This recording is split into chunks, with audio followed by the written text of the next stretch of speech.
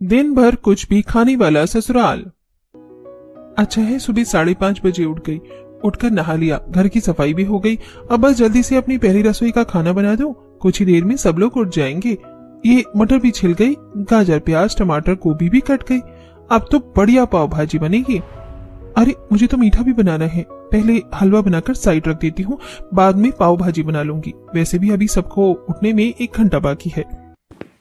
इतना कहकर आरोही दोनों हाथों में गोभी प्याज उठाकर रसोई में चली जाती है और साइड में रखकर सूजी का हलवा तैयार करती है। हलवा तैयार करके पूरी वगैरह चावल भी बना लेती है। आधे घंटे बाद जब वो बाहर जाती है तो सभी लोग डाइनिंग टेबल पर बैठकर कच्ची गाजर मटर को खत्म कर रहे होते हैं। अरे वाह, सुबह सुबह सलाद खाना सेहत के लिए कितना अच्छा होता है ना। मैं तो मटर भी खा गया। मैंने भी थोड़ा थोड़ा इन सबको दे दिया। हाँ मम्मी, मुझे तो लग रहा है भाभी जरूर कुछ इंटरेस्टिंग से खाना बना रही है। अरे मम्मी जी पापा जी, यहाँ पर मैंने मटर प्याज गाजर रखे थे, वो कहाँ चले गए? मुझे पाव भाजी बनानी है। बहू वो सब तो हमने खा लिया। वो क्या है ना, हम सबको इतनी भूख लग रही थी कि सामने जो रखा वो खा लिया।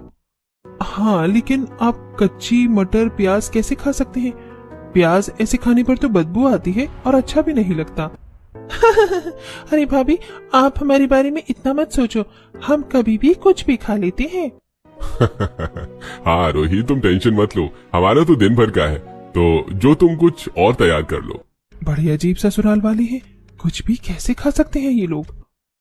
आरोही दोबारा मटर छीलती है और बाकी की सब्जियां भी। इसके बाद वो पाव भाजी और बाकी सामान लाकर डाइनिंग टेबल पर लगाती है। तब ये देख ससुराल वाले, अरे बहू, ये इतना सा खाना तूने किसके लिए बनाया है?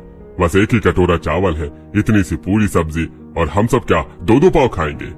अरे पापा जी, आपको ये कम कैसे लग सकता है? ये तो इतना खाना है कि हम सब 2 बार खा लेंगे, मतलब लंच में भी खा लेंगे ये खाना।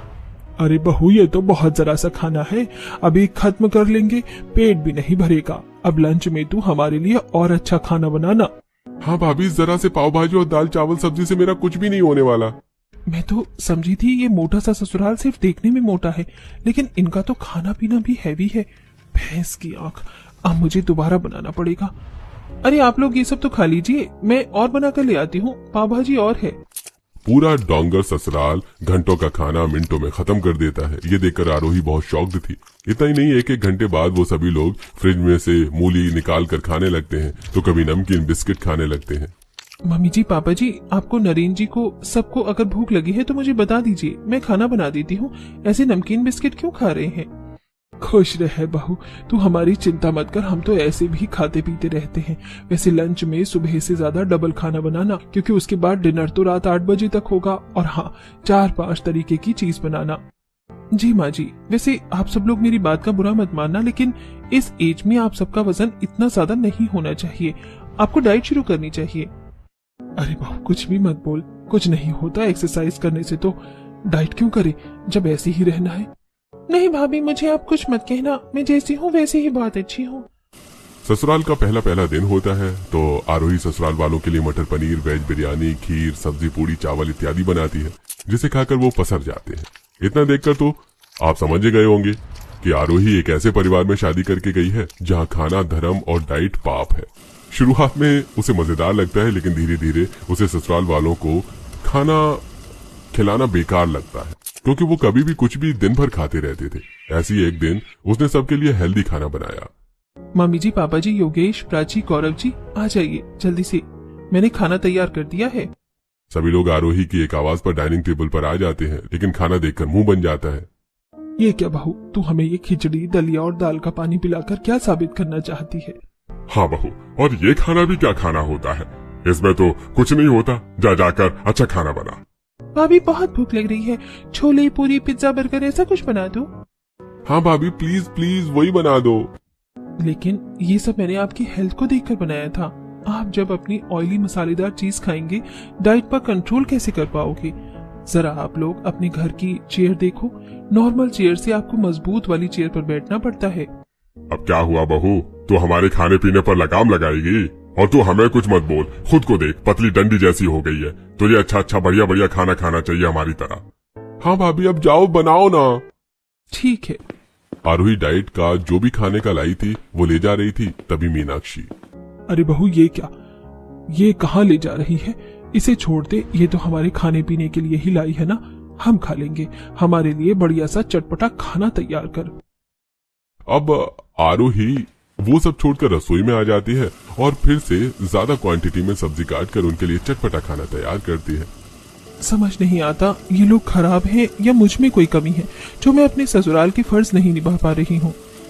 दिन भर इतना कौन चढ़ता है। मेरी पहली रसोई की कच्ची सब्जी निकल गई, अब दाल का पानी खिचड़ी भी ले लिया, पर इसके ऊपर से खाना जरूर खाएंगे। और कल खाना खाने के बाद सब लोग टीवी देखते देखते कुरकुरे, चिप्स, कोल्ड ड्रिंक ये सब खा रहे थे। इतना पेट भर भर के खाते हैं कि ऑक्सीजन की जगह ही ना बचे। सारे के सारे गुब्बारे जैसे फूले हुए हैं। दिल तो आता है उनके पेट में एक सुई सी चुबो दूं जिससे सर ये हवा में उड़े। अपने दिल की भड़ास निकालते हुए वो सारा खाना तैयार करके अपने परिवार को परोस देती है, जिसे वो ठूस ठूस कर खाते हैं। आपने ऐसा खाना बनाकर मुझे नहीं, मेरे दिल को भी खुश कर दिया। सच में भाभी, चटपटा खाना बहुत टेस्टी बना है। बहू तू हर 2-4 दिन बाद बर्गर बना दिया कर, अलग अलग बनाइयो, ठीक है? क्यों नहीं मम्मी जी, योगेश तुम्हारी जिम जाने का टाइम नहीं हो रहा? हाँ हाँ भाभी, जाऊंगा, अब से शाम को जिम जाया करूंगा। लेकिन जिम एक्सरसाइज देवर जी सुबह शाम होती है, खाकर कौन जिम जाता है? और आपका वेट सच में बढ़ गया है, थोड़ा कंट्रोल करो। अरे भाभी, आप मेरी चिंता मत करो, सब बढ़िया हो जाएगा। अच्छा, मैं ऑफिस के लिए निकल रहा हूँ। हमेशा की तरह तुमने मेरे 2 टिफिन पैक कर दिए है ना? गौरव जी कर दिए हैं, ये लीजिए, लेकिन आप भी 2 टिफिन मत खाया करो। देखो तो शर्ट के 2 बटन निकल चुके हैं, तीसरा निकलने को है। हाँ तो इसमें मेरे पेट और खाने का क्या कसूर, नई शर्ट सिलवा लेंगे। चलो बाय। सब खाना खाकर बिजी हो जाते हैं। नंद फोन चलाती है, ससुर टीवी देखता है, सास खर्राटे मार के सोती है और योगेश गली के बच्चों के साथ खेलता है। बच्चे भी मोटा हाथी कहकर उसका खूब मजाक उड़ाते हैं। आरोही किचन साफ करके कपड़े छत पर सुखाती है, तब सामने वाली पड़ोसन कोकिला, अरे बहू, हाथी जैसे परिवार में आकर कैसा लग रहा है? मतलब तुम इतनी पतली हो, जितना उन लोगों का काम करोगे कहीं और पतली ना हो जाओ। आंटी, आपको मेरे परिवार के लिए ऐसा बोलना नहीं चाहिए। वो जैसे भी हैं मेरे हैं और मैं उनके लिए आपसे नहीं सुन सकती। बेटा, इसमें बुरा मानने वाली कौन सी बात है? मैं तो तुम्हारी ही फिक्र कर रही हूँ, क्योंकि वो पड़ोसी हैं।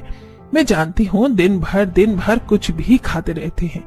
अरे तू उनके सामने चना मटर भी रख देगी, वो भी जड़ जाएंगे। एक बार मैं मीनाक्षी और भाई साहब से बात करने आई थी, मेरे हाथ में अनार था, सोचा बात करते करते छील लूंगी, टाइम लगता है उसमें तो। और मेरे पास काफी सारे भी थे। तेरे सास ससुर को शर्म नहीं आई, 1-2 बार खा लिया, उसके बाद पूरा चट कर गए। पूरे 450 रुपए के अनार थे जो हजम कर गए, और मैं शर्म के मारे पैसे न मांग पाई। अब बता तू, ये कहूँ ना कहूँ किसी से, बस यही कह रही हूँ, संभल कर रहना। बात तो ठीक कह रही है ये आंटी, मेरे ससुराल वाले ऐसे ही हैं, कुछ भी खा जाते हैं। कपड़े सुखाने के बाद आरोही नीचे चली जाती है। ऐसी रात को सब सो रहे होते हैं कि 2 बजे योगेश की नींद खुल जाती है। योगेश आरोही का दरवाजा खटखटाता है तो गौरव भी उठ जाता है। भाभी मेरी अचानक से नींद खुल गई है, अब नींद नहीं आ रही है और बहुत भूख लग रही है। जिम के बाद शायद मैं बहुत कम खाया था, मुझे छोले भटूरे बना करके दे दो प्लीज। अरे छोले भटूरे कौन खाता है? अरे बना दो ना जानू, अब मैं भी छोले भटूरे खाऊंगा। मेरे मुंह में भी पानी आ गया सुनकर। पानी क्यों? छोले भटूरे ही ले आते हैं। मेरे मुंह में पानी आ गया सुनकर। अरे मैं तो वॉशरूम जा रही थी, यहाँ पर तो छोले भटूरे की बात चल रही है। भाभी आप बनाने जाओ, मैं मम्मी पापा को भी जगा देती हूँ। हाँ प्राची जाओ, मम्मी पापा को बुला कर ले आओ, सोने का टाइम थोड़ी है, रात के 2 बजे छोले भटूरे खाएंगे सब। खाने की शौकीन फैमिली को आरोही का तन भी समझ नहीं आता और आरोही न चाहते हुए भी छोले फुलाती है और भटूरे का आटा लगाती है। आधे घंटे वो छोले बनाने एक गैस पर रखती है, दूसरे पर भटूरे बनाती है, लेकिन बीच में ही सिलेंडर खत्म हो जाता है। अरे मम्मी जी पापा जी, भटूरे तो ज्यादा बन गए, लेकिन छोले आधे कच्चे रह गए हैं, वो ठीक से बने नहीं हैं। अरे तो क्या हो गया बहू, तेरी मेहनत को बर्बाद थोड़े न करने देंगे, हम ऐसे ही खा लेंगे, हमारी चिंता मत कर, वैसे भी पेट में तो जाना ही है। हाँ बहू, हमारी टेंशन मत लिया कर, हम तो कुछ भी खाते हैं, लेकिन रात में आप लोग ऐसा खाना खाओगे आधा कच्चा आधा पक्का तो पेट दर्द हो जाएगा। अरे तुम चिंता मत करो आरोही, हमें ऐसे खाने की आदत है। आजा योगेश, प्राची तू भी खा ली, बाद में बोलोगे मिला नहीं। रात के 2 बजे आरोही के ससुराल वाले सिलेंडर खत्म हो जाने पर भी आधे कच्चे उबले छोले की सब्जी और भटूरा खाते हैं। छी, मेरे से देखा नहीं जा रहा। खाने के नाम पर ये कुछ भी कैसा भी खा लेते हैं। अगर इन लोगों को एक बेकार बहू मिली होती तो जली हुई रोटी और पानी की दाल देती तो भी ये लोग वो भी खा लेते। पता नहीं मैं कहां से आ गई इन लोगों के बीच में। मैं सोने जा रही हूँ। आरोही सोने चली जाती है और बाकी सब भी अपना मिडनाइट डिनर करके सो जाते हैं। अगले दिन इंडिया पाकिस्तान का क्रिकेट मैच आ रहा था। टीवी देखते देखते ससुर बहू को कुछ खाने के लिए मांगता है तो बहू नमकीन मूंगफली सामने रख देती है। अरे बहू, इसमें क्या होगा, जा कचौड़ी पकौड़े दही भल्ले समोसे ये सब लेकर आ। ये मैच देख रहे हैं या मुझसे अपने खाने पीने की दुकान खुलवाएंगे? पूरी तंग करके रख दिया है। मशीन होना जो खाना बनाती रहूं। आरोही ससुर के लिए कचौड़ी पकौड़े समोसे दही भल्ले चाय ब्रेड पकौड़े सब बनाकर लाती है और ससुर मैच देखते देखते सब चट कर जाता है। शाम के 6 बजे योगेश जिम से आता है। शूज खुली होने पर गिर जाता है और मोटापे की वजह से उठ नहीं पाता। अरे मैं तो उठ भी नहीं पा रहा। मम्मी पापा भाभी मुझे उठा दो यार। तब आरोही उसे उठाने की कोशिश करती है कि खुद ही गिर जाती है। अरे मोरी मैया, मेरी ही बुद्धि दृष्टि थी जो मैं हल्की होकर तुम्हें उठने चली। अरे कोई बात नहीं भाभी, मोटे मोटे लोगों के साथ छोटी मोटी बातें होती रहती हैं। मतलब तुम मानती हो फिर भी नहीं मानोगे? फिर सास ससुर मिलकर योगेश को उठाते हैं। अगले दिन बैक डोर से नंद पार्सल लेने चली जाती है। वहां का दरवाजा छोटा होता है और वो वहीं फंस जाती है। दम लगाकर हायशा, मैं तो यहाँ से निकल नहीं पा रही। भाभी मुझे निकालो, यहाँ मैं फंस गई हूँ। भाभी आरोही गार्डन में झाड़ू लगा रही थी, तभी उसे भाभी भाभी वाली आवाज आती है और वो देखने जाती है तो जहाँ प्राची को फंसा हुआ देखकर उसकी हंसी निकल जाती है। अरे प्राची, तुम यहाँ पर कैसे फंस गई? और जब पता है तुम्हारा वेट और पेट इतना है तो इस दरवाजे पर जाना जरूरी था। भाभी ऐसे हंसो मत, हेल्प मी। मुझे 15 मिनट हो गए हैं यहाँ पर फंसे हुए। मेरा पार्सल आगे की डोर पर नहीं आया, पीछे की डोर पर आया और जल्दबाजी में मैं यहाँ लेने आ गई और फंस गई। अच्छा मैं हेल्प करती हूँ। आज तो ज्यादा खाने वाला मोटा गैंडा दरवाजे में ही फंस गया।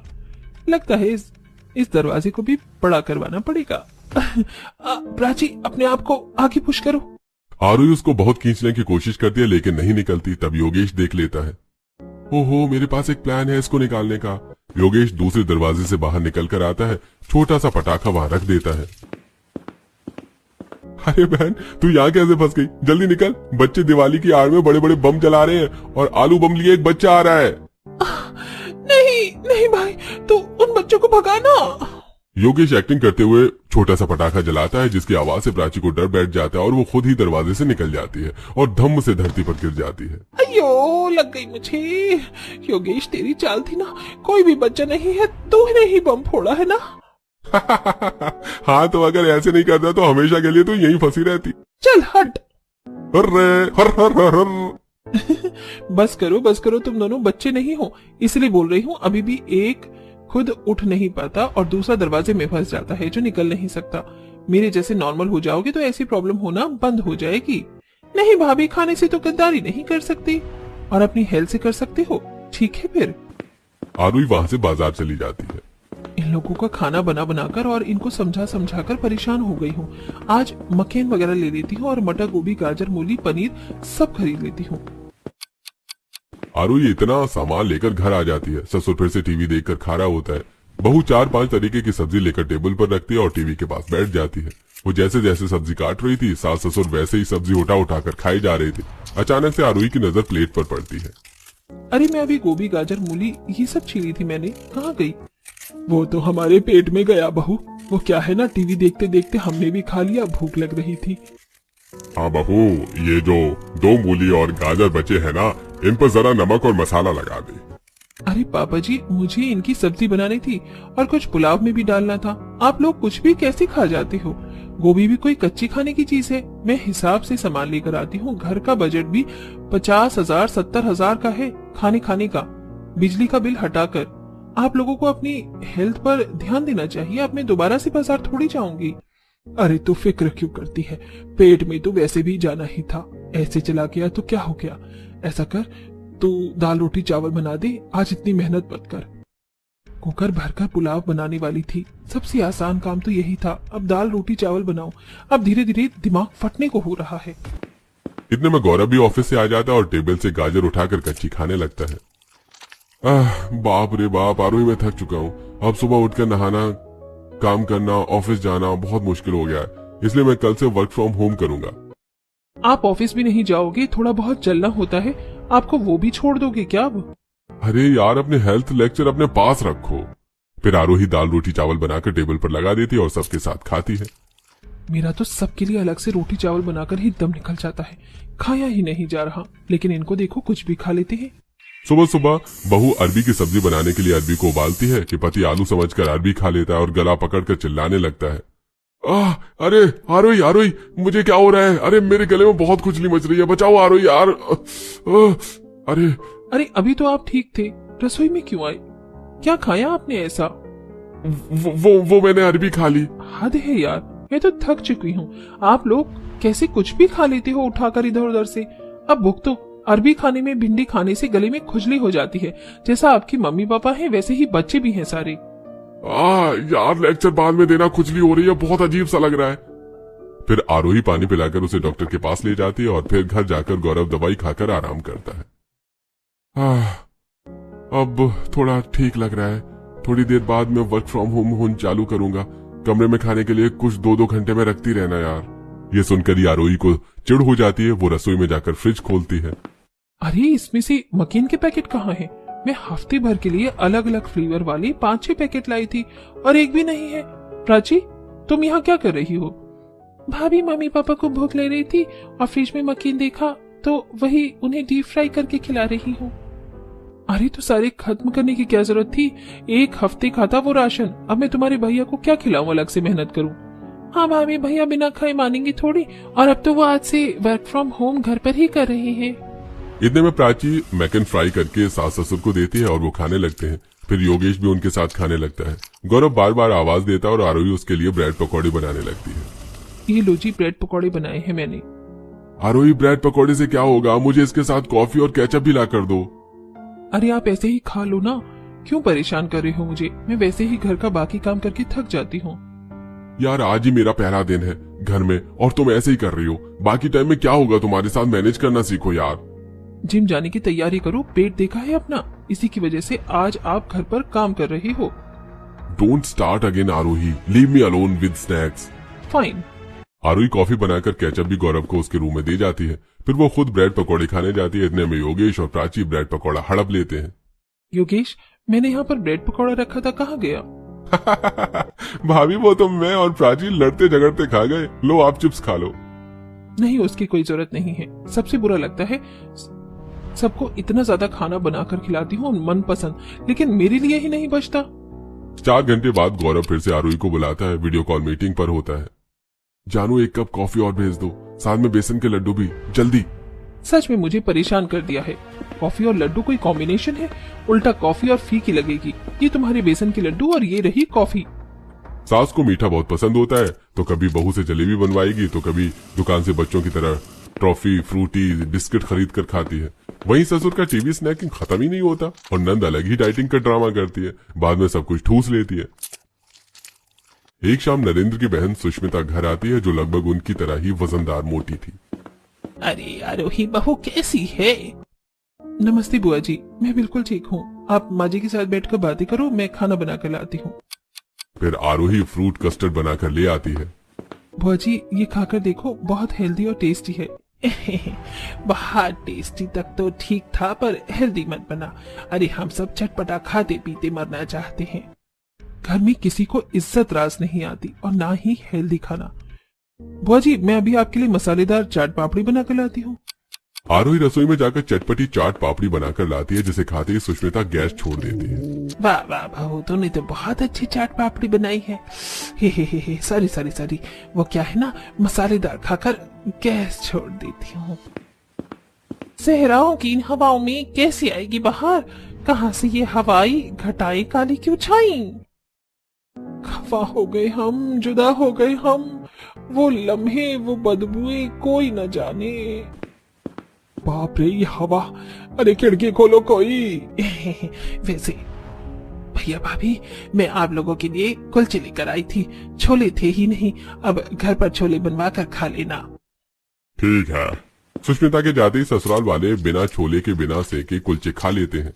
अरे पापा जी, मेरे छोले बनाने तक का तो वेट कर लो आप। ये 20-30 कुलचे अकेले क्यों खा रहे हो?